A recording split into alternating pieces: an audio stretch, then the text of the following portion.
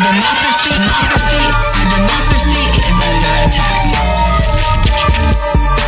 Healthcare, voting rights, reproductive justice is under attack.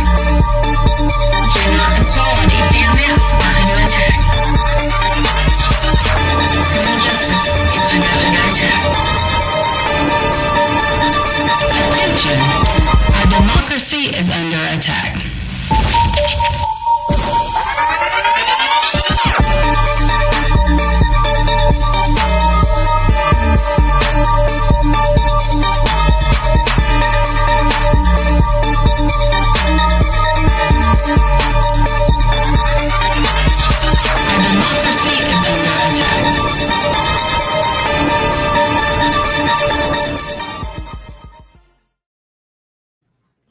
Good evening. I'm Anisha Hardy, the Executive Director for Alabama Values. We are a grassroots communications organization that leverages the power of media, culture, and visual storytelling to raise awareness around pro-democracy issues, values, and policies. Welcome to the second briefing under our Democracy Under Attack initiative, Empower the Vote, Unmasking Voter Suppression. Democracy Under Attack is an Alabama Values collaborative initiative with the Groundwork Project, the Southern Leadership for Voter Engagement, and Spotlight PR. Our goal is to amplify the collective attacks on democracy and connect community issues to people's front door. Historical milestones in the fight for voting rights have marked significant progress towards freedom, democracy, and representation. However, the fight for voting rights continues today. New challenges have emerged, threatening to undermine the progress made by launching discriminatory and unfair voter suppression tactics and policies. This evening, we will highlight the current fights for voting rights, confront the ongoing barriers, and explore strategies to empower the vote.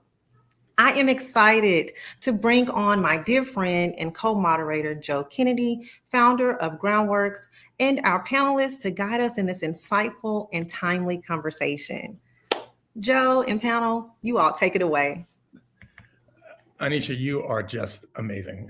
Thank you so much, and good evening and welcome, everybody. I am your co-moderator for this evening, Joe Kennedy, and I have the incredible honor of helping host tonight's Democracy Under Attack briefing, which is entitled Empower the Vote, Unmasking Voter Suppression. I'm going to be facilitating the first half of the discussion, which is, folks, we are in for a treat. But before we get into the meat of the discussion here, I want to start with a huge thank you to a phenomenal co-moderator, an absolute force of nature, and an incredible person, and Anisha Hardy from Alabama Values, for pulling this conversation together and for leading the way when it comes to creating a compelling, collective pro-democracy narrative across the South. Anisha, we are so honored to know you, to support you, and to be part of your work in some small way. Huge thank you to you. As Anisha mentioned, I am the founder of the Groundwork Project, which is a national organization that invests in community organizing in places that progressives have gotten used to writing off, just ignoring from the beginning. States like Alabama and Mississippi, states that we like to call the real battlegrounds, the places where the fight to democracy is being waged today, not off in the future, not a decade from now, but today.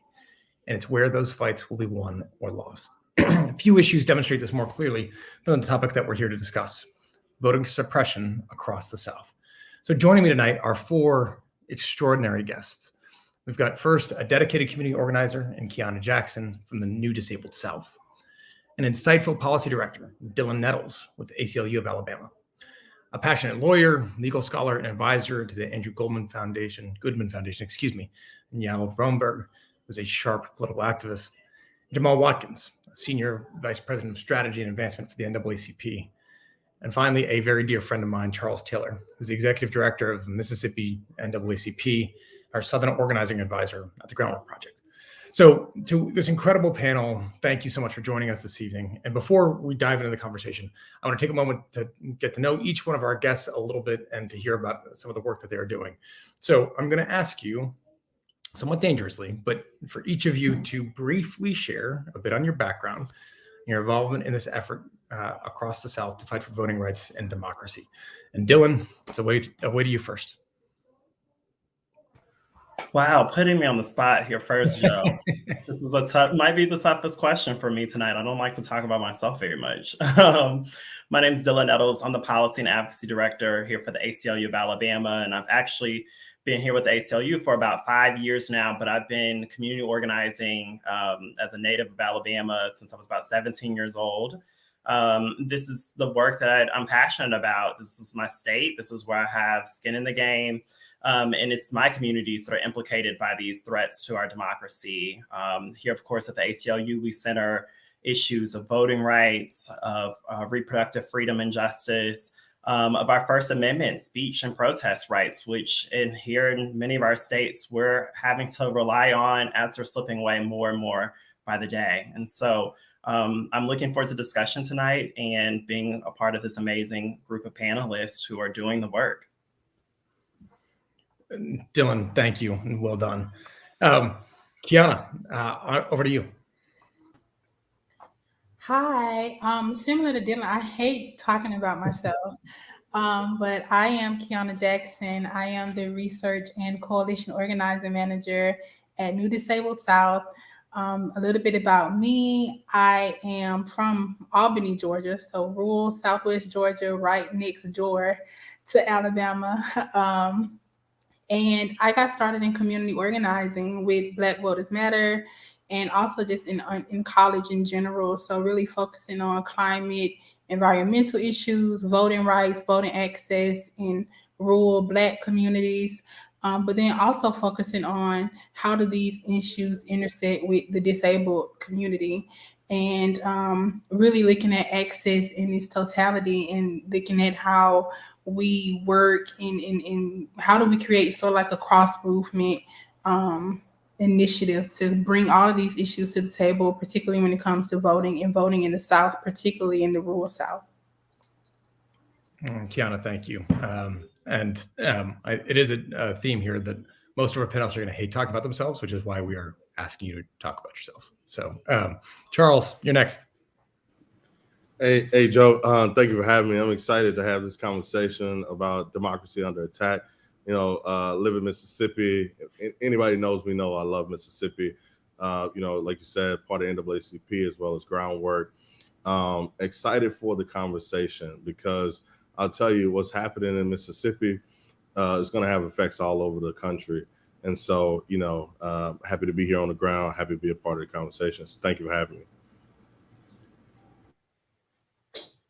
Yeah, of course. And forgive me, I'm going on and off mute because I've got 2 little kids that are watching an electronic babysitter, otherwise known as a television, in the other room. So I'm trying to spare you, I think, Wild Kratts in the background soundtrack here. So sorry for the quick delay. Yael, over to you, please. Hi, folks. I have my little ones in the background too. So my name is Yael Bromberg. I'm a constitutional rights attorney, and I teach election law and the political process at Rutgers Law. But I come to this work as a constitutional rights attorney, having been an organizer for decades, really. And so I look at these infringements, which I'm excited to speak with you all about, from the lens of how to meld organizing and advocacy with litigation and where it's appropriate to do which one, because it's not always the same solution depending on the issue. And I'm joining as special counsel and strategic advisor with the Andrew Goodman Foundation, which is an organization dedicated to making youth voices and votes a powerful force in democracy. We're in 24 states across over 80 campuses in the country. And of course, Andy is our legacy story who comes out of Mississippi following Freedom Summer 1964 and the assassination of the civil rights workers there. So it's really an honor for me to be joining all of you. I was just in Mississippi as well, and really nice to be able to join with all of you virtually in this space. Thank you.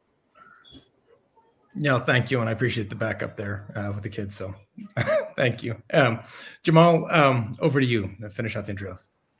Well, thanks, Joe. It's actually good to see you. I don't know if you recall, we actually overlapped in undergrad. Yes, we did. When I was at Stanford on campus, I was the political action chair of the NAACP, a co-chair of the BSU, and I feel like my work and life has continued through my advocacy work in my undergrad days. And what's fascinating about being from the great state of California, most folks would say, oh, California is great. It's a liberal bastion. It's progressive. You don't have to worry about anything.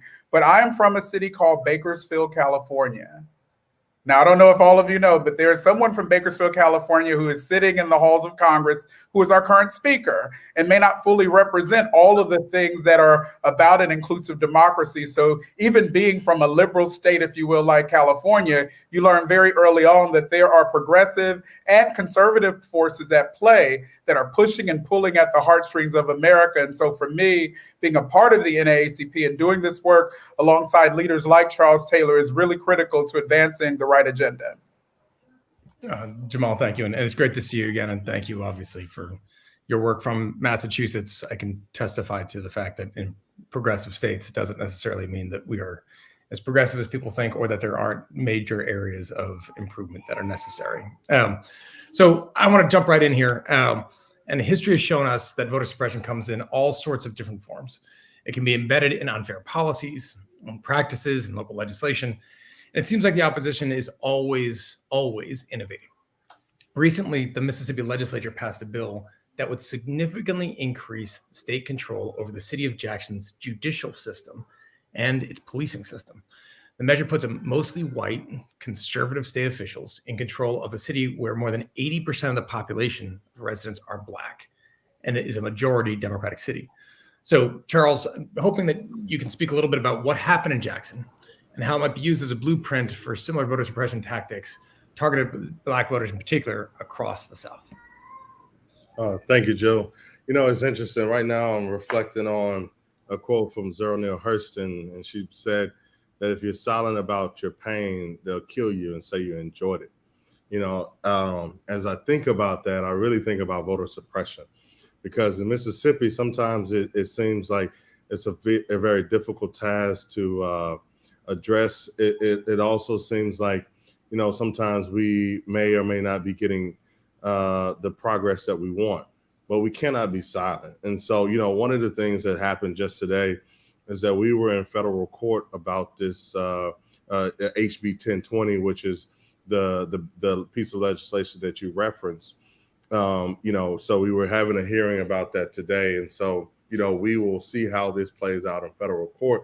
But when it comes to voter suppression, there's things that the NAACP and other organizations in Mississippi, like One Voice, et cetera, has been doing. One, a lot of work around election protection.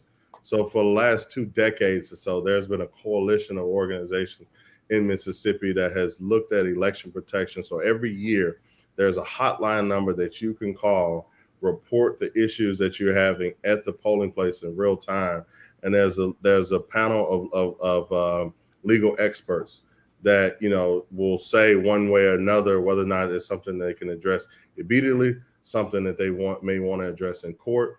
But then also you can just call to say, hey, my polling location was changed, and can you give me the new address? We'll look up your location and do that for you.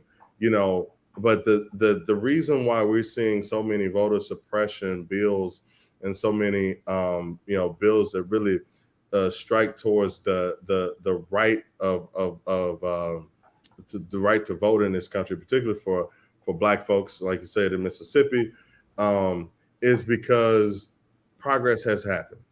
And so, you know, progress is not just linear. You know, oftentimes what happens with that progress, because Mississippi is a state that has more Black elected officials than any other state in the country. You know, as I reflect on, you know, Medgar Evers, who was assassinated nearly 60 years to the date, you know, all of the work that he did and many others like Fannie Lou Hamer, in order for us to have Black elected officials, in order for us to have fair redistricting in Mississippi, and now to say, you know, there's over 1,000 people that look like me that are elected in a state like Mississippi.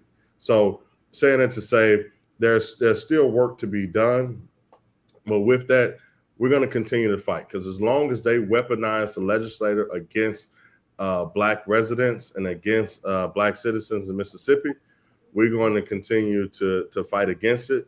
And as Derek Johnson, our national president, says often, when we fight, we win. Charles, thanks, pal, and thanks for that, and giving everybody more details as to what's taking place in Jackson. And Dylan, almost not to be outdone, I want to come to you because we're speaking of conservative innovations in this space, and right now, Alabama, there's a new one. You guys are fighting a bill that would make it a felony to distribute absentee ballots, right? A felony to distribute. Right. We've seen similar legislation introduced across the South this legislative session. So talk to us about what this bill actually does, its community impact, and how the bill is rooted in voter suppression. Thanks, Joe. I mean, of course, the panel theme tonight is democracy under attack, and there's really just no probably better embodiment of that type of activity happening. As Charles pointed out, the weaponization in our state legislature is happening right here in Alabama, just the same as it is in Mississippi. House Bill 209 is sponsored by Representative Jamie Keel. And as you pointed out, Joe, it would make it a felony for absentee ballot applications or absentee ballots to be distributed, ordered, requested, collected, completed, obtained, or delivered by a person that does not fall into a narrow group of individuals outlined by the law. And I'm going to break down what that narrow group of individuals is, but I want to emphasize two important pieces of what I just said. The absentee ballot applications or absentee ballots are criminalized for all of those things I listed: distributing, ordering, helping with.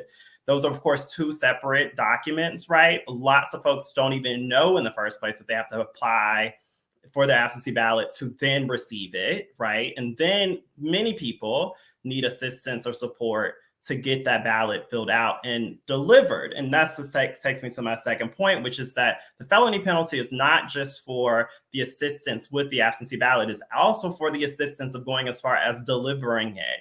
And that is I believe a Class C felony in the legislation, if I'm not mistaken. I pointed out that the law does, point out that there's so few communities or people within your community who can help out, but that is a very narrow group of individuals. You essentially have to be someone who works as an election official or works in the absentee election manager's office. You have to be a next of kin of that individual or someone who lives with them, right? And so I could not do it for my uncle. And if I did, by paying me to say, hey, thanks, Dylan, for taking time out of your day. I know, here's some gas money for you being willing to go drop off my absentee ballot. I could also be charged with a felony for doing that, of course, but he also could be charged with a felony for giving me that $10 in gas money to go up the street to deliver the ballot. This is what we're seeing happen at this stage in our state legislature, which is no stranger, of course, to rolling back and threatening voting rights. But even though we know absentee ballot voting is widely used by even Republican voters, which of course is the majority party in our state legislature, they're even willing to still go after this method of voting, which has been used in Alabama for decades. In fact, Alabama just during the pandemic saw its highest absentee voting turnout numbers because at that time, our previous Secretary of State made some exceptions under emergency declaration that allowed people to vote absentee in person, essentially. It's about actually the closest thing we've also gotten to no excuse absentee voting in Alabama, which the legislature also currently will not even advance legislation to permit in the state. We have no early voting. We have no excuse absentee voting as an option at all. Yet this is the type of bills criminalizing absentee voting assistance that the legislature is planning to advance. The bill has already passed the House chamber, and actually tomorrow, the Senate State Governmental Affairs Committee will consider HB 209 at 1:00 in its Senate committee meeting, which we will have a public hearing on. And I've got to say really quickly, Joe, I am here, and I think I'll get a chance to talk about this a little bit more later, but I'm here, of course, representing the ACLU of Alabama, but the advocacy and attention that Alabamians have been giving this, especially the Alabama Voting Rights Coalition, has been powerful. And it is probably the only reason that it's taken this bill this long to pass. Typically, this bill was filed early in the session. Typically, bills like this fly through, and we plan to fight it each and every step of the way. Dylan, thank you. powerful testimony there, and hard to overstate the impact a bill like that could have, or what the intent behind it signifies. So obviously, thank you for your work and shining a spotlight on it. And Kiana, I want to bring it over to you. Dylan had mentioned the ways in which HB 209 will disproportionately impact elderly and disabled voters and folks that need help or would otherwise rely on volunteers, caseworkers, et cetera, to be able to exercise a fundamental right and the right to vote. There are also similar bills that are being debated across the South, specifically in Georgia and North Carolina, Florida, and Tennessee. And Tennessee actually has a law currently on the books that criminalizes giving an absentee ballot application form to another person, even in cases where the person requests it. And your organization, the New Disabled South, is dedicated to fighting for policies at the state and local level that help improve the lives of disabled people in the South, including voting. So I want to turn to you so that you can give us some idea of what the common barriers and challenges that disabled individuals face, people with disabilities, when it comes to voter registration and voting processes that some of the rest of us, if you're not open to or sensitive to some of those realities, you might not even realize. Yeah, no, 100%. Thank you for the opportunity to talk about this, particularly when it comes to absentee balloting or voting by mail. We know that 51% of disabled voters vote by mail, and they do that because they are 3 times less likely to face barriers than they do when they're in person. These barriers could be polling location accessibility, right? So only 17% of polling locations in the United States can be considered fully accessible.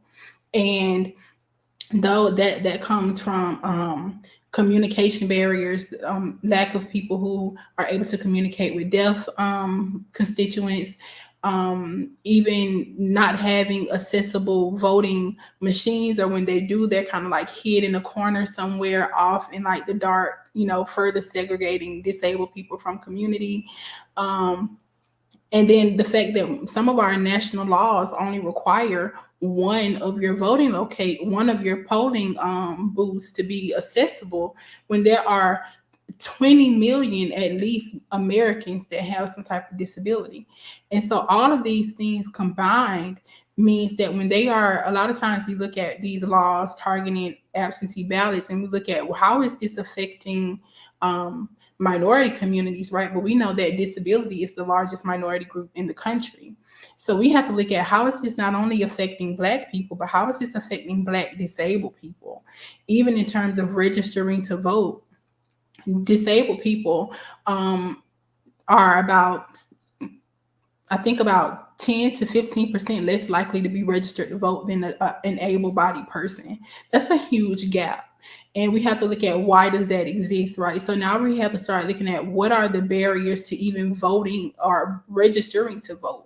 We know that only about 7.5% of disabled people are not able to have a voter ID, compared to able-bodied people is at 4%. So there are huge gaps in even how we vote. But then particularly when we talk about accessibility, and you're putting more and more barriers in place. I was one of the ones in Georgia, when Georgia passed the SB 202 bill. I just had a case back in February with the Secretary of State. They were trying to prosecute me for passing out water and snacks to people in line down here in Albany, Georgia. Because we have a high disabled population. We had people in line that were passing out. We had people that were having high blood pressure issues, diabetes issues. And so we were called to come and pass out water and snacks. And they had sheriff's officers down there in bulletproof vests. We had a woman pull a gun on us back in 2020. So we say I was in one of the first big laws in Georgia, SB 202. I was a person who had to go before the state elections board and be questioned as a criminal, right? We were called all kinds of things for wanting to increase voter accessibility, particularly for disabled communities. And so all of these things combined, when you're continuously restricting the most popular, widely used, right? 51% of disabled people vote by mail. Then we start to see an even bigger discrepancy when we start looking at Black disabled people.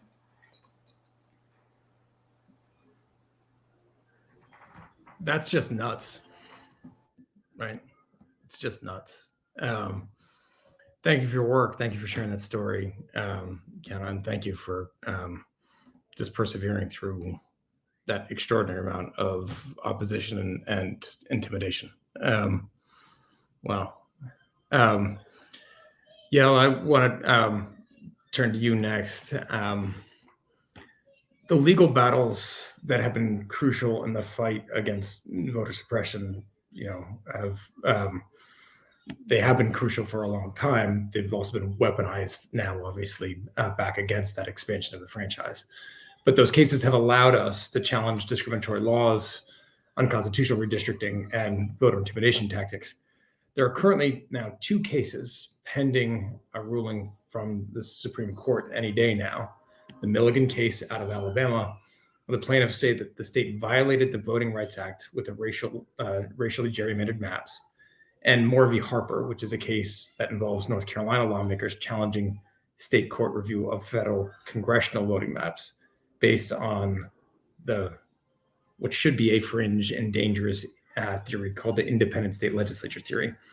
So I want to ask you to speak about how this fight has played out in the courts, what those legal pathways are that exist around some of those recent attacks on voting rights. And if you can, I also find that the history of that Milligan case remarkable insofar as, if I remember correctly, and I don't want to get this part wrong, but I think it was ruled unanimously at a lower court by 3 Republican judges appointed by Trump in favor of the plaintiffs, Mr. Milligan.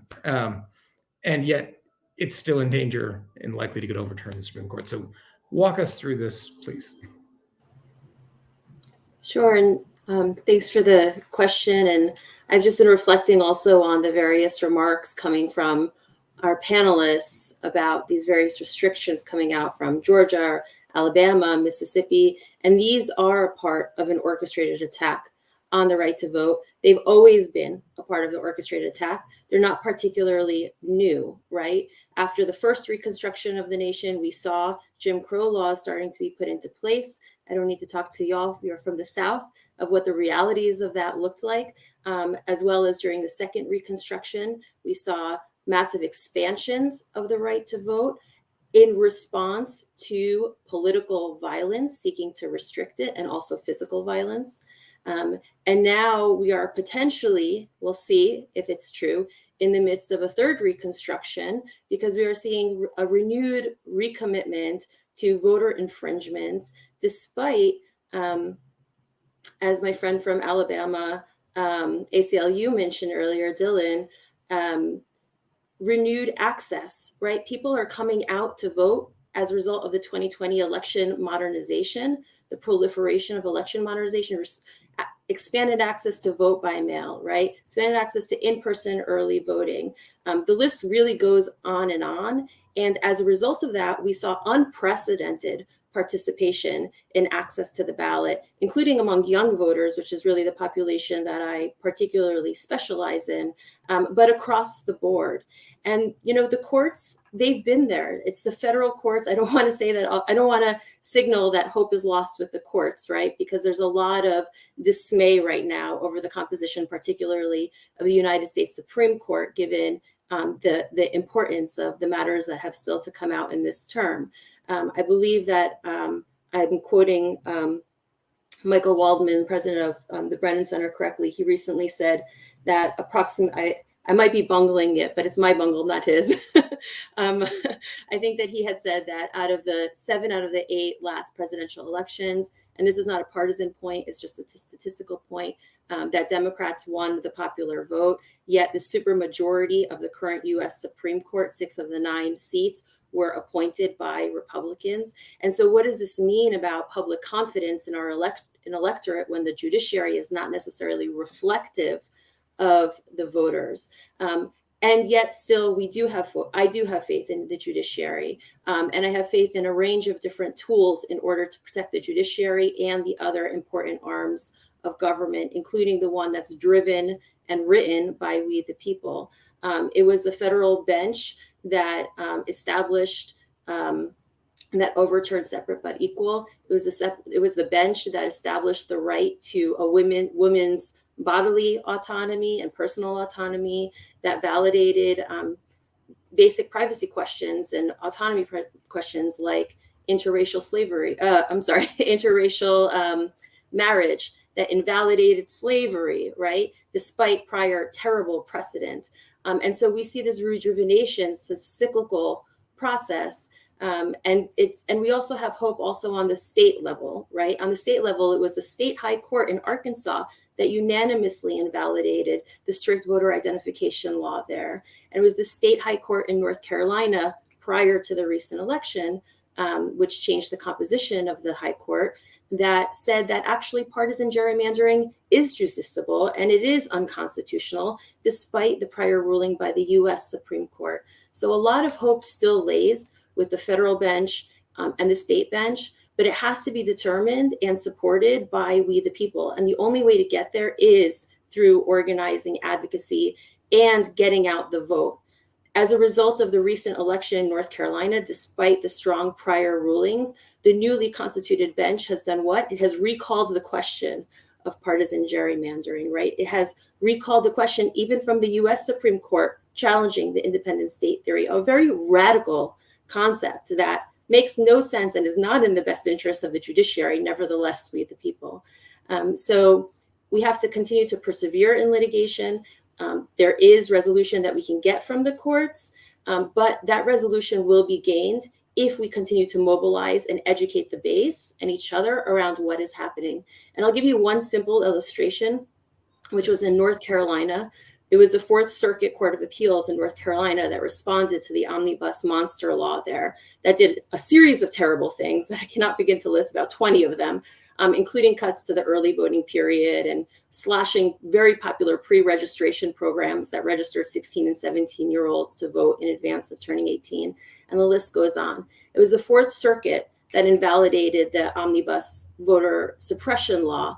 And it was we the people that went, right? We went to the court. There were the NAACP, North Carolina NAACP was at the courthouse. There were thousands and thousands of people protesting in the streets to call attention to this. So I think that the question is, how do we mobilize the court of the judiciary to recognize voter suppression laws? That has to come through actually the nerdy part of research. The photo ID restrictions that were upheld by the court were done so because of a lack of statistical evidence at the time. They were novel concepts, and now we have the benefit of the evidence on our side.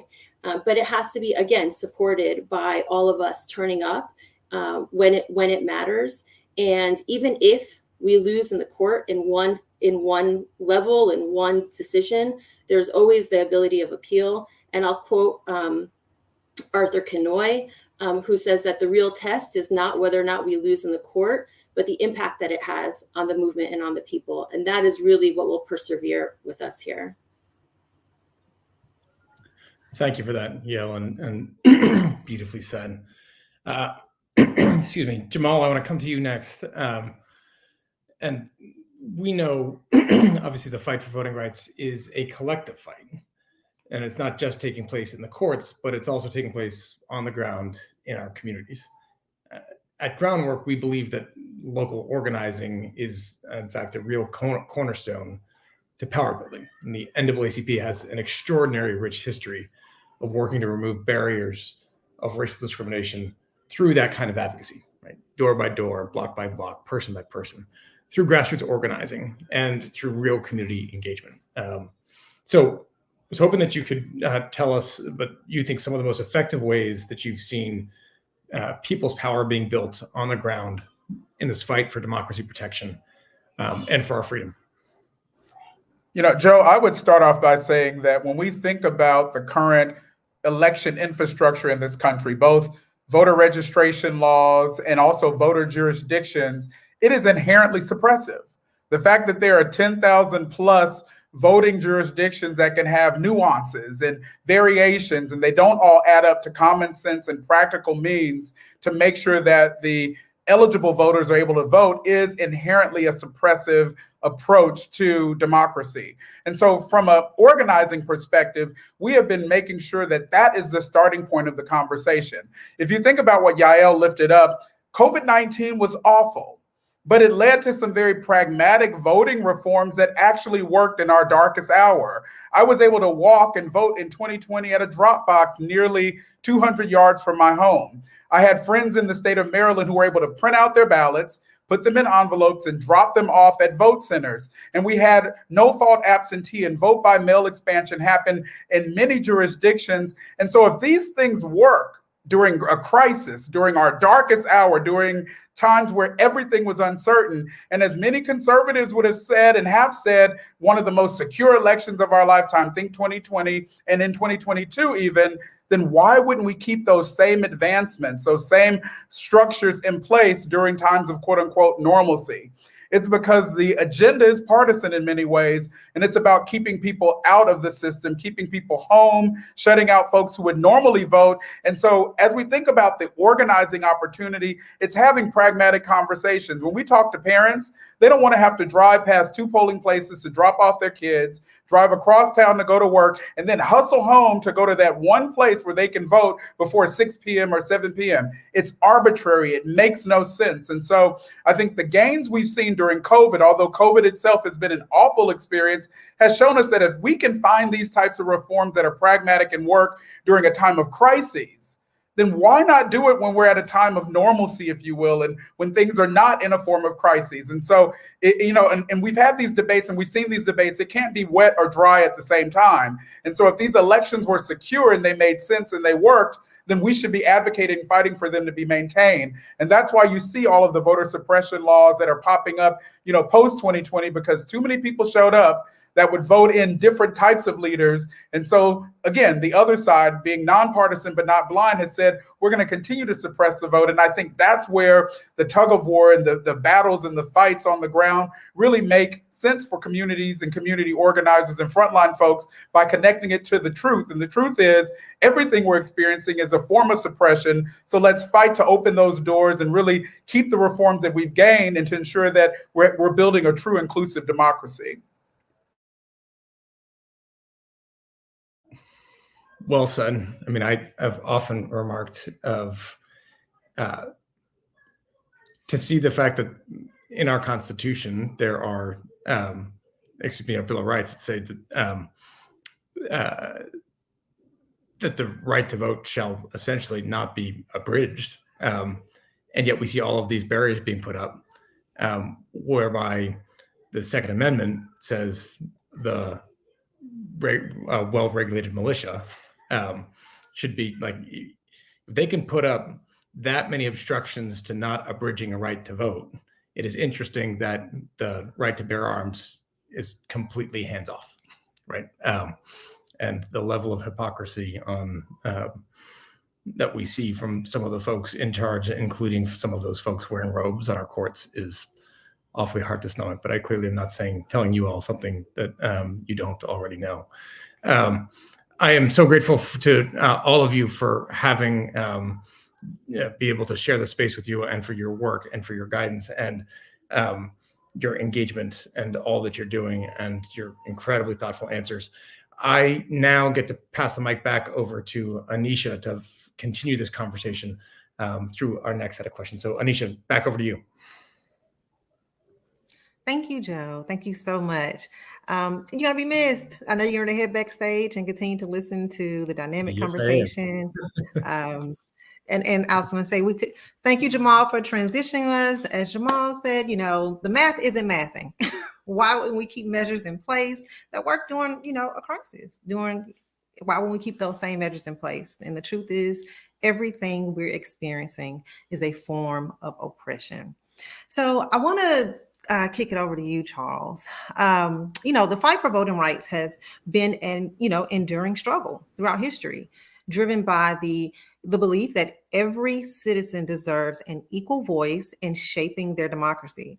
From the movement, the women's suffrage movement, to the civil rights movement, fighting against racial discrimination, courageous individuals and communities have challenged these oppressive systems to expand the access to the ballot.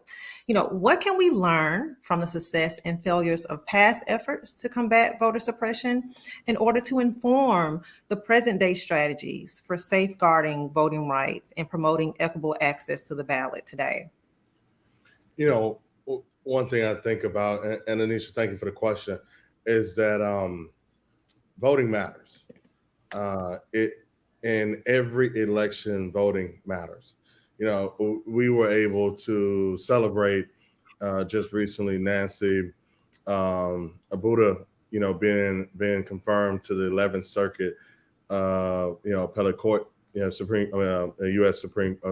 appellate court, and she is the first African American woman to serve in that circuit. I am excited that she was confirmed, and I'm also excited that she previously was a voting rights attorney. The way in which you get a voting rights attorney on the 11th Circuit is by, one, voting in leaders to the Senate that would be compelled to confirm someone like her, but then secondly, having a federal administration voting in, a president that would consider appointing such a incredible person to the 11th Circuit. That's not something our former president would have done. He would have done the opposite. But that's why voting matters. As I think about this battle of voter suppression, oftentimes this battle plays out in the courts, and it matters who is on the bench. And so one way that we can combat it, there are other federal courts that need to be filled with judges.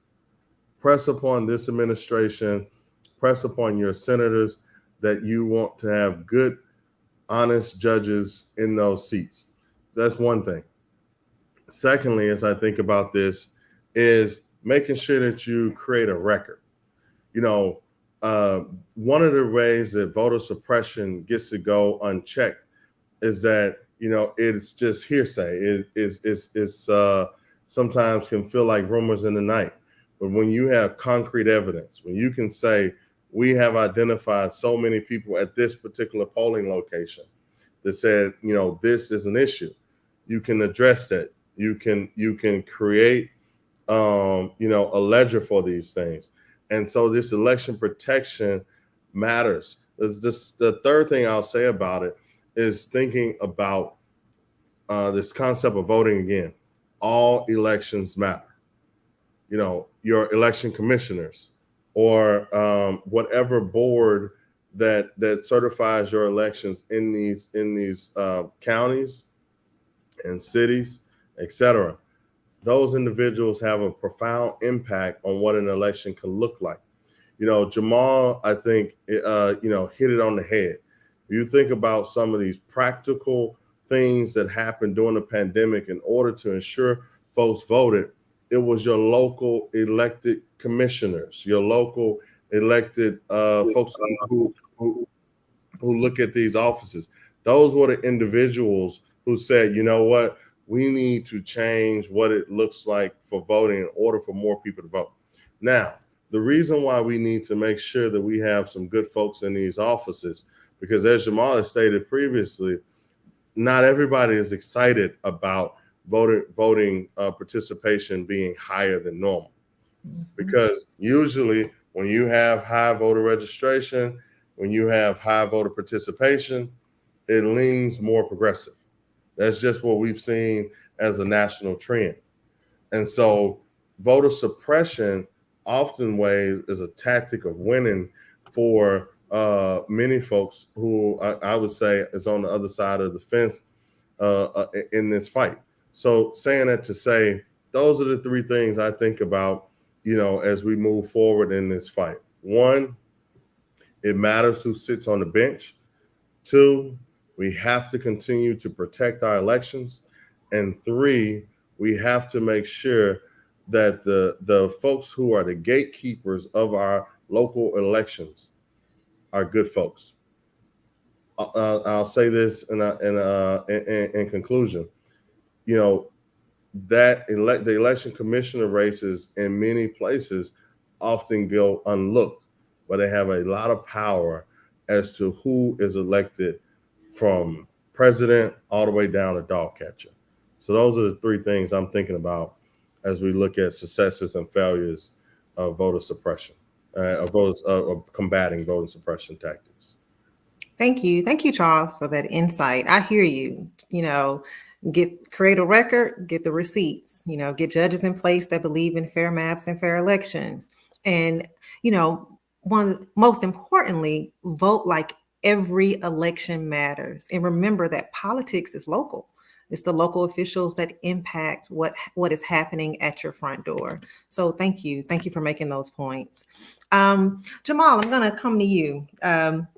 Being a political strategist, I mean, you're strategizing around organizing, policy, incomes. I often say that narrative and messaging is critical to combating issues like this and building these equitable power structures as we rally and fight for freedom and democracy.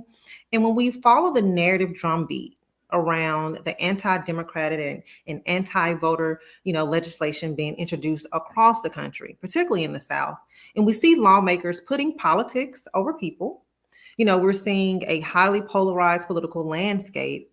What are the pathways, or what pathways, do you see that we have, or what strategies can be deployed to promote bipartisan collaboration and dialogue on, around voting rights, despite the highly polarized nature of the current political landscape? My friend, I struggle with this narrative or framework of bipartisanship, in part because what we have seen is the polarizing of the country and the parties for individual gain. And I said earlier, we are nonpartisan as an organization, the NAACP, but we're not blind.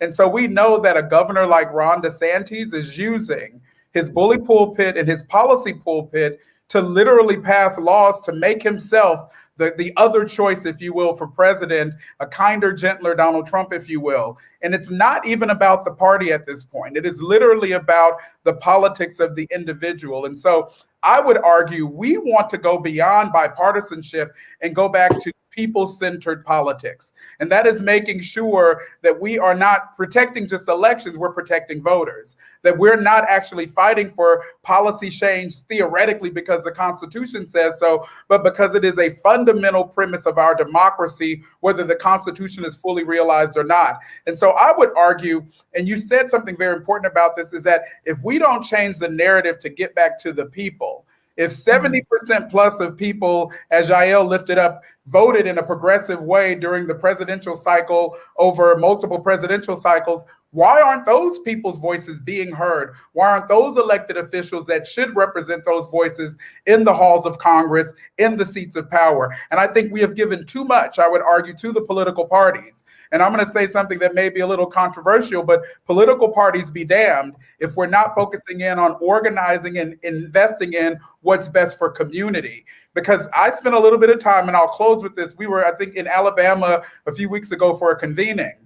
And I saw that the first, Confederate White House was still being funded by the state, and children were being taken to that location on field trips. And right around the corner was a museum for Rosa Parks, and right down the street is a museum for lynchings. And it doesn't make sense. And so we have to make sure, and you said this earlier, that the math is mathing. And so I would argue when the political parties fail us, whether it's Republican or Democrat, we have to kick all of those jokers out and vote for the right individuals who are going to put the policies for the people first. It sounds very Pollyanna-ish and very hokey, but if we don't get back to that, I think the verge of chaos that we saw on January 6th can happen again, because we're putting individual politicians in some sort of pedestal or on a pedestal when it's not about them. It's about the everyday working people, men, women, children, families who are in community trying to survive.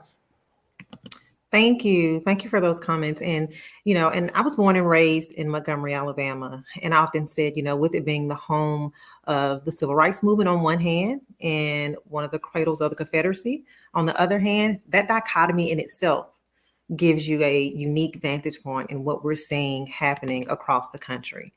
So just even making that point, as goes the South, so goes the nation. And we've seen what the South looked like, during the civil rights movement, during the liberation period, how that impacted the country. And we're seeing what the South looks like during this time of oppression. So thank you for making that comment.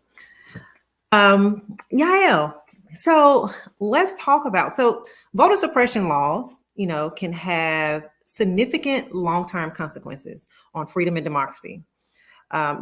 These laws which aim to restrict or hinder certain communities from exercising their right to vote. These laws that dilute the power of people's votes or chip away at the protection provided by current voting rights legislation can undermine the principles of fairness and inclusivity and equal representation in the electoral process. Like, what do you see as some of the potential long-term consequences of voter suppression laws on representation in democracy? And how might these laws shape future elections and political dynamics? Thank you for the question, Anisha. And again, I appreciate being in conversation with all these panelists. I just trying not to nod my head too much over here. Well, exactly. Well, these elections have real consequences, right? And unfortunately, when a court allows a voter suppression law to proceed and does not grant a preliminary injunction, we have elections being put into place and being held with restrictive laws in place, even where those restrictive laws end up being overturned and found unconstitutional in the future. And so what does that mean about the composition of a legislature where 5 years earlier, a voter ID law was put into place, which was later found to be intentionally discriminatory, which was the case that took place in Texas, for example, when a strict voter identification law was introduced in 2011, and 5 years of elections took place with that law in place, which was later overturned by the Fifth Circuit, not a liberal court, Court of Appeals, upholding and directing the district court to find similarly, right? So in that case, for example, strict voter ID law was introduced in 2011, and it found that the expert evidence in the case found that 600,000 new registrants would be impacted by this voter identification law, right? And in the meantime, you have critical elections taking place, right, with that law in place, such as, just as one example, the 2014 gubernatorial election, where then Texas Senator Wendy Davis was running against elected Greg Abbott, who has now ushered in multiple restrictive laws, which continue to be overturned, that clog our federal judiciary. And when they are shut down, it is the taxpayers that have to pay for them. So what do the voter suppressionists say? They claim that they support these laws for the idea of election integrity and installing the public confidence in the electoral system. And we need to reclaim that narrative, because public confidence and election integrity in our voter system is found when we look at election modernization tools like we discussed earlier, and increased voting rights. When people are coming out to vote at increased voting rates, we have increased participation, and we have increased trust in the electoral system, and increased trust in the legislators who we elected to fairly represent us. And I'll give you another example of how the maths. So going back to this question on the county level, the county decisions are so critical because they're the ones administering and counting the vote by mail ballots. I focus, like I said earlier, on youth voters. I'm a national leading scholar on the 26th Amendment, which lowered the voting age to 18 and outlaws age discrimination with regard to ballot access. I always have to tell people what it is, because even though it's the most recent voting rights amendment to be ratified, no one knows, because it's just like kind of an atrophying muscle. So I want to strengthen that muscle. So in Florida, there was a statewide ban on the availability of polling locations on campuses during the early voting period. The Andrew Goodman Foundation, the League of Women Voters of Florida, fought that on 26th Amendment grounds. And a federal judge in Florida agreed with us that that was a violation of the 26th Amendment. You cannot ban the availability of polling locations on college campuses. After we secured that overturn of law, we quantified, we did the math. And in the 2018 race, the judge issued the preliminary injunction August 2018. The race, the midterm election was held that November, right? 12 college campuses brought the measure on campus in about 2 months when they were available to designate. We did the math.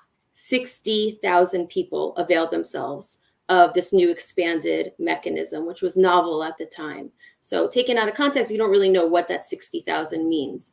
In the senatorial race, that election, it was decided by 10,000 votes.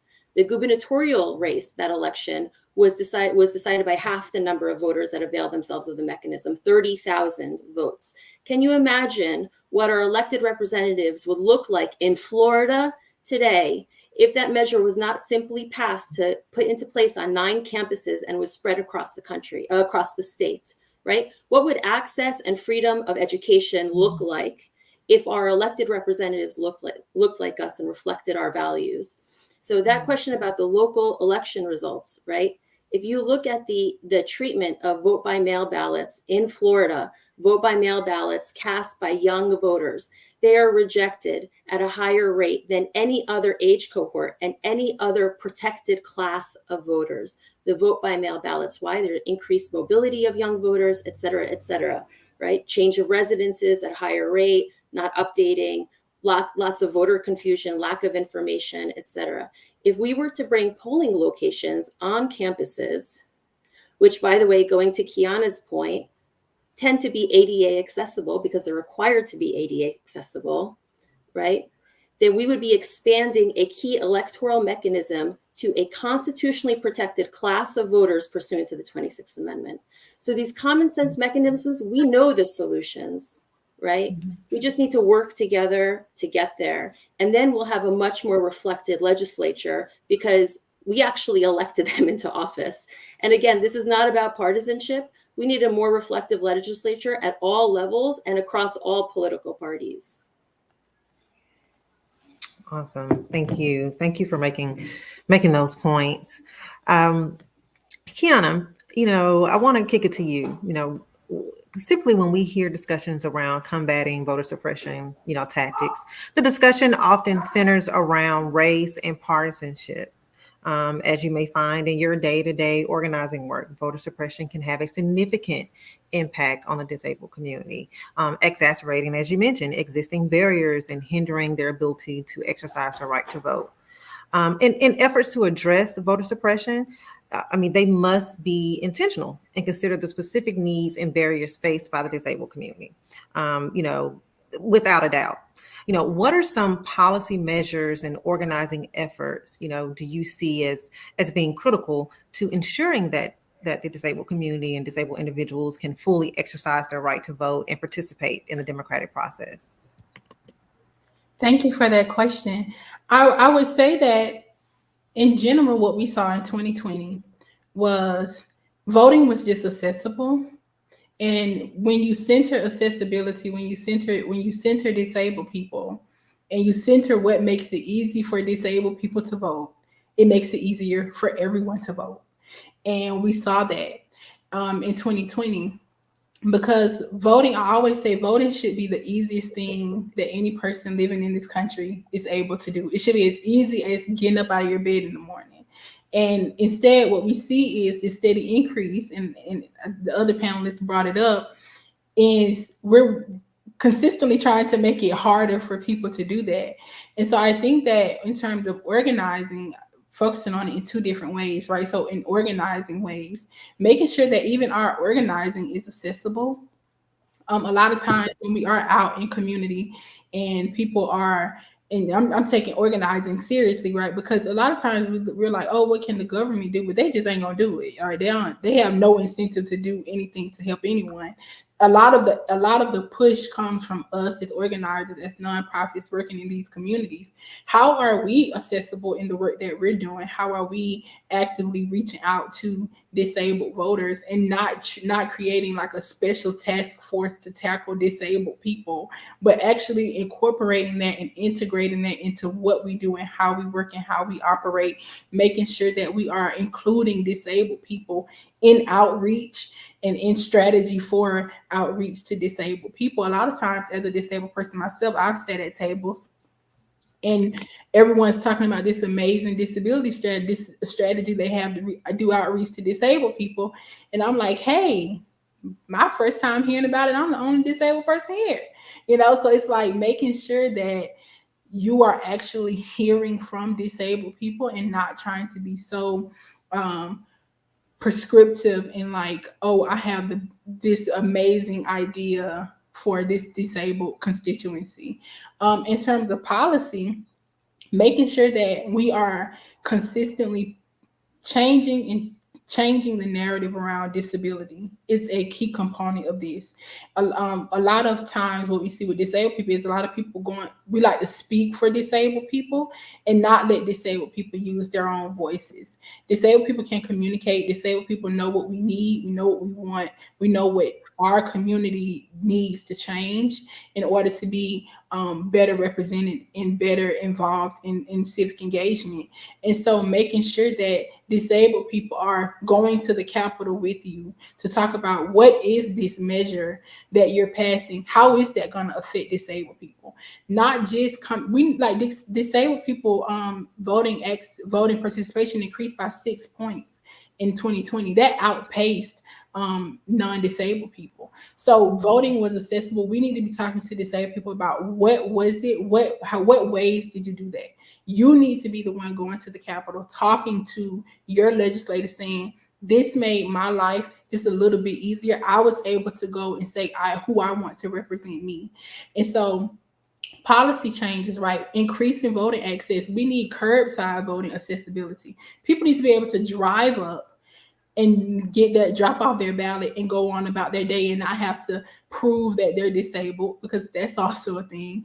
We need to have voter registration in itself is the whole conversation around just racism and ableism, the fact that you have to register to vote, but making sure that needs to be as accessible as possible, making sure that our better enforcement of WCAG, which is Web Content Accessibility Guidelines, on your websites, making sure that disabled people can actually access information.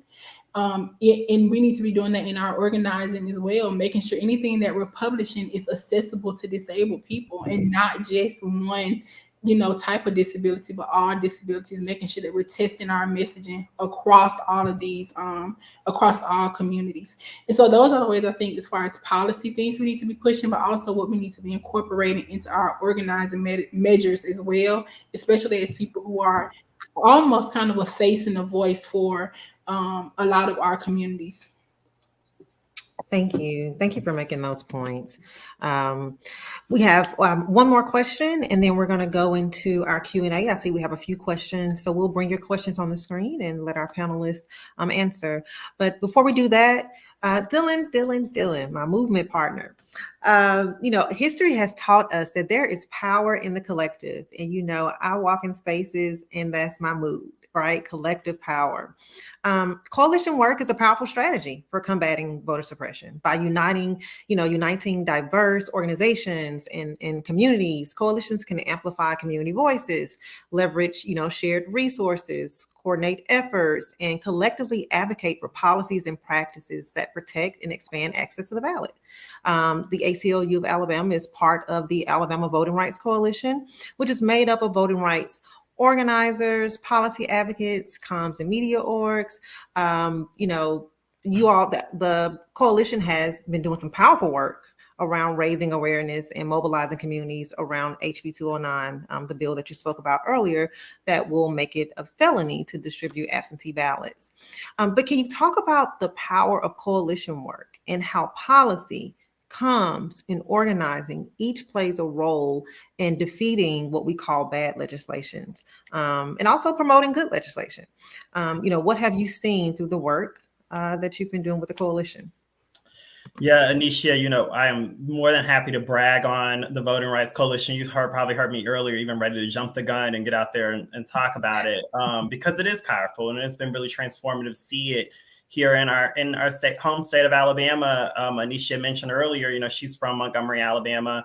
I've lived here for the last 8 years, right? This is the birthplace of the civil rights movement. And what we're so fortunate to enjoy being a part of this community is that we have movement elders who are still alive and well with us. We have folks who are still able to lend and offer us those insights and that perspective. And what we've heard, and I know we've all heard this time and time again, is it has to be about the collective. It has to be about growing collective power. And it's not about any individual organization, certainly about no individual, despite how history has tried to center certain leaders and not to diminish their impact by any means. But we know that these are folks who had many, many people behind them, pushing them, like so many of us I know on this call do currently. The work that we've been doing with the Alabama Voting Rights Coalition, Anisha mentioned earlier that we're a statewide coalition of civic engagement and arts organizations, policy and legal organizations. But I also want to mention, I think it's really important to emphasize that we are also made up of grassroots advocates, and that's been an intentional decision in how we've steered and tried to lead this coalition, is to make sure that it is inclusive, to make sure that we are also talking about voting rights issues as voting rights advocates at the intersections of all of the other issues that we know are also tied up and tethered to our voting rights advocacy, criminal justice reform, immigration. Of course, Kiana just schooled us beautifully, eloquently about the need to center and make sure that disability rights advocates are also part of the conversation.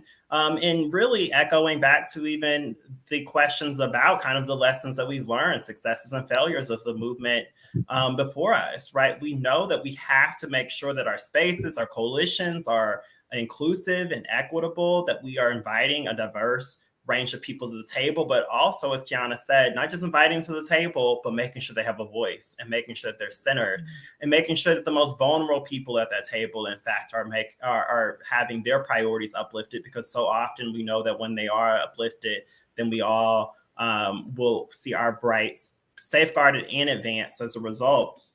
One of the things I also though want to be honest about, and I think history tells us this as well, but just put it out there, is, coalition work is not an easy feat. And I'm so fortunate to have a movement partner like Anisha and her staff, both at Alabama Values and sister organization, Alabama Values Progress, and so many more organizations. I won't even attempt to name them all. I don't want to get myself in any trouble for trying to name anybody and leave people out, but they know I love them all. And, corralling, convening, pulling people together to build consensus about these issues that we're seeing show up in our communities day in and day out, that we're all confronting from our different vantage points, is a difficult, challenge and task to take on. I've been fortunate to be a part of this leadership with the Alabama Voting Rights Coalition, but it's really because I'm listening and taking in what folks who are on the ground confronting these issues every day are saying, and how they're really showing up in people's lived experiences on a day-to-day. And I think, often in this work, we feel rushed and we're responding to urgent, what really are pressing issues, fires that we want to put out then and there. But coalition work also requires us to practice slowness and patience and be very calculated and deliberate in our movements. The Voting Rights Coalition has certainly affirmed that for me. And, as we've tried to strategize and think about our big comprehensive plan, we have communications folks and we have organizers and we have policy and legal folks, but we're really still working from one comprehensive strategy, which is that we are all having to do our part from our different vantage points and different sectors of the work to grow and build a coalition that can actually have the collective power that is going to safeguard and advance Alabamians' voting rights. And that will not be done unless we bring in folks at all of the edges, folks who don't get to the table, people who don't often get the information. We have to give folks the tools to not just say, okay, you know what to go back into your community and say or do, but actually I know what now I need to do the next time this comes around. It feels like muscle memory almost, because we're going to continue to see these challenges. That's the reality of probably these next few years. But we want to grow our skills. We want to grow our communities in ways that they feel that they have the tools in hand, the lessons learned, like we all have to do as organizers, to begin to meet these challenges early and meet them exactly where they are. And so often, I think someone said this earlier, it starts at such a local level. It's sometimes even before we see it in the state legislature. We need those watchdogs and those community members who are trained up and prepared in every part of our community up and down the state. Thank you. Thank you. And at this time, we're going to go into we're going to switch gears into our Q&A questions session. Just remind everyone, if you have any questions, please drop them in whatever chat section or comment section on platform that you're watching in, and we'll be able to grab it. So we're going to kick off with our first question. And it is from Jackson Sharp. And so Mississippi's HB 1020, which creates a new judicial system for Jackson, has been likened to a form of modern apartheid. Oh, yeah, I agree. I'm curious how this will affect litigating elections issues and voter suppression in the city. Is Jackson more susceptible to these issues now? Charles, without a doubt, this question is for you. Yeah, and thank you for the question, Jackson. It's interesting when they created the CCID, the Capital Complex Improvement District. They basically did it so they could pave roads, and then they took that same district, weaponized it, and say expand Capitol Police. And then now this legislative session, they're saying they're creating a new judicial district. The implications of that district we are yet to know and understand. One big question I have is because you have, elected judges in Hinds County who would also still have jurisdiction in that district. So what happens when in that case? That's just a personal question I have. The second thing I would say is that we're battling it in a federal court, so I hope that it doesn't ever come into effect. But what happens with this is it's a lot more questions than answers that we have, and so. It won't necessarily affect that court won't be able to necessarily affect voter suppression issues necessarily, but the cases that they would be able to take up, et cetera, is still out there. And I'll be honest with you, I think it's bad legislation, but I also think it was legislation that left a lot to be desired. Thank you. Thank you. And our next question is from Brian Hager. And Brian wants to know, have we become too reliant on litigation to stop suppression? Should we be more focused on elections and other, amendments in legislation? Referendums, in legislation. I'll jump in and say, I would argue that we need to pull every single change lever possible in order to ensure that we are protecting voters. And so litigation is a key part of that, but you also have research by just finding the right data points to make sure that we are lifting up the right frameworks. And when Kiana talked about the differently able community increasing their vote share by 6%, that is a data point that is talkable and realistic that then says, let's center accessibility. But then you also have other change levers like convenings, trainings, storytelling through communications, mobilization, policy advocacy. All of those wraparounds have to be used, and I don't think we have to leave anything on the table. So litigation is one track. That's a strategy, but there are many others. And if we pull on all of those change levers, just like the other side, then we have a fighting chance of getting what we need done. Thank you. Thank you. Okay, and let's see, I think we have like two more questions, maybe. The next question, Porsche, if HB 209 does pass, if this does pass, what can we do? That's an unfortunate question, one I don't want to think about, but of course, really have to, especially as we enter this this week with this bill on the Senate Governmental Affairs Committee tomorrow. What I will say is, it kind of echoes even to the last question. Litigation is certainly on the table, and that's something that we really do have to consider. And I say that because as an organizer who believes it always has to be a both and approach, it can't be an either or. And I've been critical myself and skeptical of how much we rely on litigation, even at the ACLU, right? But that being said, if this bill passes, we will sue. That's just got to be the case, right? At the same time, right, I would encourage you, Portia, to join us in our efforts, whether it be with the Voting Rights Coalition. Also, we're doing election protection work here in Alabama as well. Fortunate to have so many of the partners who are part of the Voting Rights Coalition, a part of those efforts too. We get out and we need to recruit people who are going to monitor the polls. We also are going to be looking into some recruitment for poll workers, even people to go and actually get the training, not necessarily from the ACLU, but specifically from their county election officials and state offices to actually be able to work the polls, as well as people who are invested in saving and securing our democracy. We need good poll workers, and our election officials need people to help them. We also are looking into, as we are approaching the anniversary of the Shelby decision, as we're also waiting the Milligan decision, we're going to be having, I know, Alabama Values and Alabama Values Progress, Alabama Forward. So many organizations in the ACLU are looking at ways of uplifting what's going to be a part of this next decade of our fight for the voting rights in Alabama as the anniversary rolls around. And I think you'll be hearing more about those events in just the next couple of weeks. Yes, thank you. Let's see. Jamal said sue everybody. That's a shirt, Jamal. That's the season. Sue everybody. Just walk in the room suing everybody. But let's go to our next question. Let's see.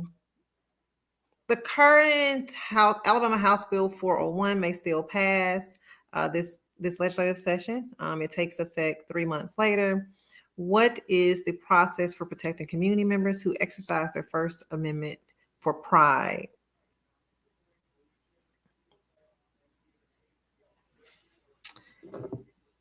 And I am looking it up.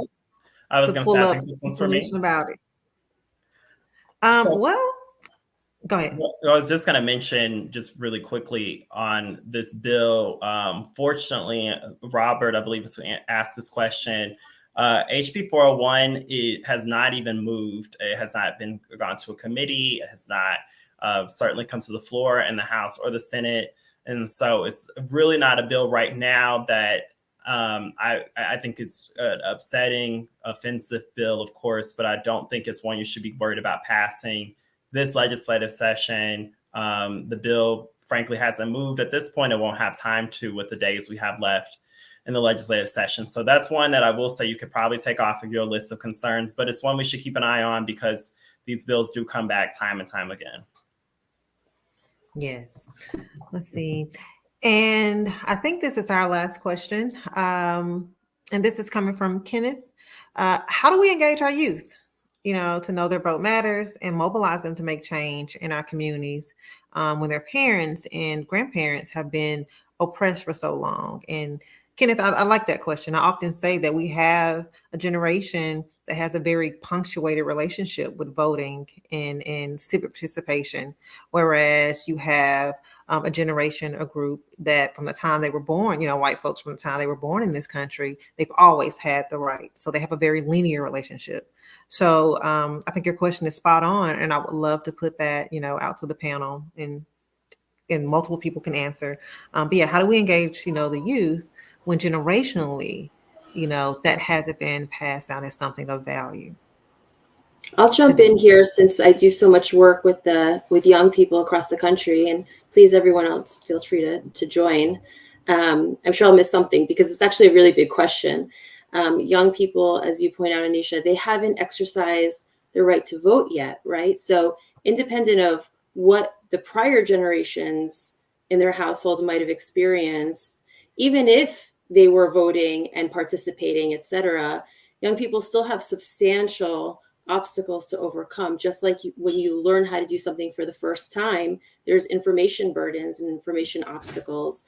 And so even under the best of circumstances, there are issues that we need to work together to engage young people in voter access. And usually the best way to start the conversation is, what do you care about, right? And I actually learned that the young people, they always school me. So I look at them, right? And if it's gun control and public safety, which is a huge concern for young people right now, climate justice and protecting the fight for our future to have an equitable and sustainable future, access to bodily autonomy concerns, et cetera. These are all things that are front and center for young people that they care about. And when their votes, when those rights are under attack, they do come out to vote. When abortion is on the referendum for statewide, youth voter rates increase. Young women, they come out to vote, right? So we see a track with regard to the issues and the attractiveness of the candidates with young people participating. And this is kind of one of those, all tactics are on the table for youth participation, right? We need to engage with pre-registration of high school youth. We need to encourage same-day registration and election day registration so that when they are highly mobile, they can easily re-register. We need polling locations on campuses for young people that want to continue on to higher education, but that needs to include also our community campuses, our two-year institutions, and our technical colleges.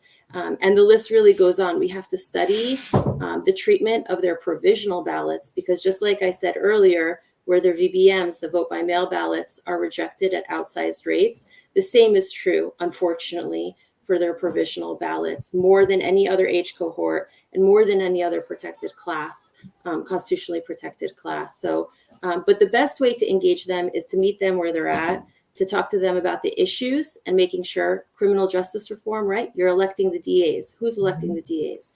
So we have to talk to them and lead with the issues. And the other thing is that we have to make participation fun. Just like we talked about earlier, about there's all these different areas of social levers for change. All of these are accessible. It is not just a litigation approach, right? Every person can be engaged, right? You can be an artist and you can engage. You can go and get 10 neighbors and make sure, 10 classmates, and make sure that they participate. We need the artists involved, right? We need everyone involved in this. That's what we learn from history. And that's where we see really successful efforts, is not just in the courtroom, but in the court of public opinion, and amongst each other. And the youth, I mean, they're really leading the way. And I see a lot of hope and inspiration. And the thing that I find with regard to youth voters in particular is that they eschew partisan affiliations, right? They vote independently, they vote with their issues, and they do come out and vote. We need to encourage them and knock down the boundaries, even the ones that we don't conceive of boundaries, because we don't conceive of them as a protected class of voters, but they actually very much are. Thank you. Thank you.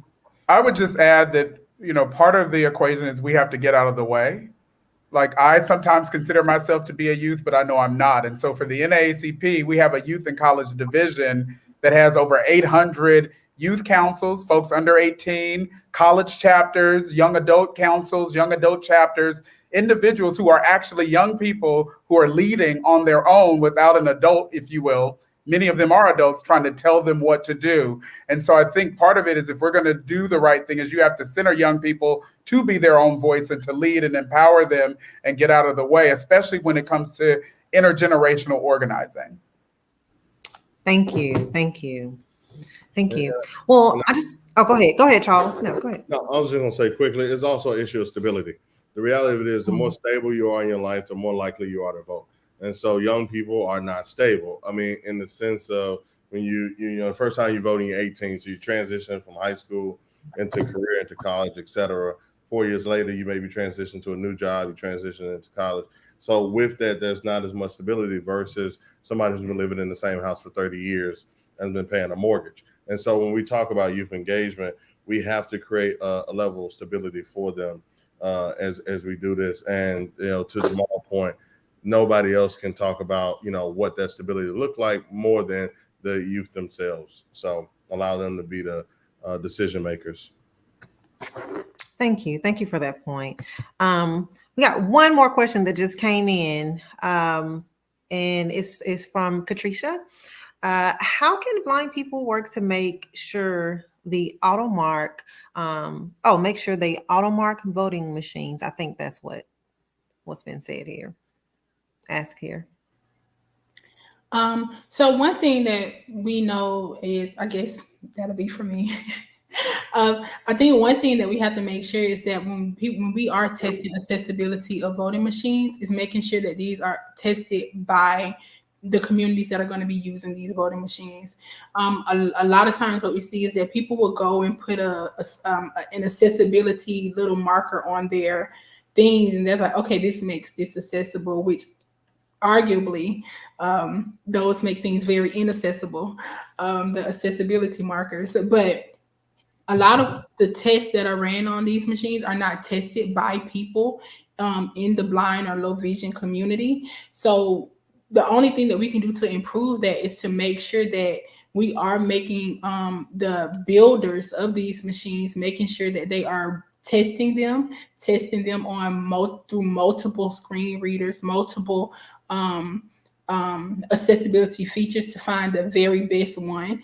And it's something we call a universal design. So making sure at the onset, right before we even put this out, we're not putting the onus on the voter to figure out how to use it, but making sure it's usable before you even put it out into the market.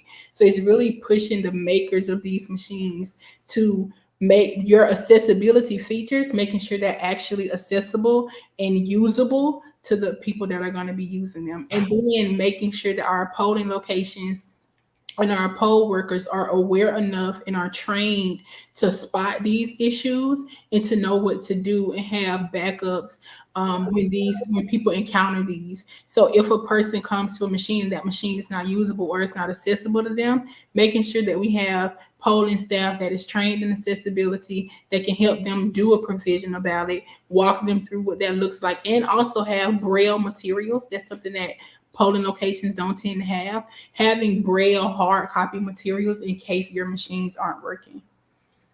Thank you. Thank you.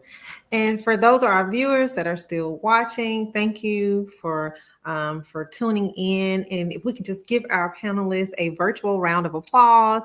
Thank you, Dylan Nettles, again, Policy Director with the ACLU of Alabama, Yael Broomberg, lawyer, legal scholar, and advisor to the Andrew Goodman Foundation, Jamal Watkins, Senior VP of Strategy and Advancement for the NAACP, and Charles Taylor, Executive Director of the Mississippi NAACP and the Southern Organizing Advisor at Groundwork.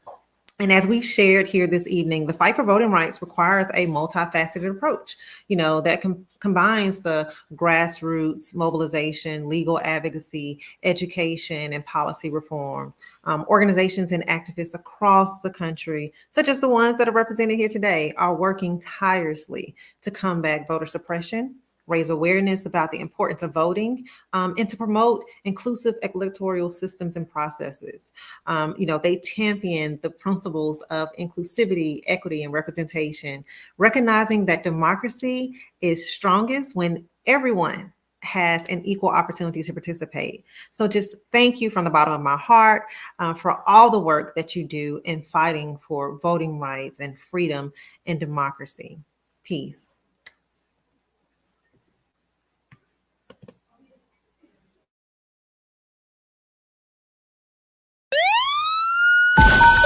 Attention, our democracy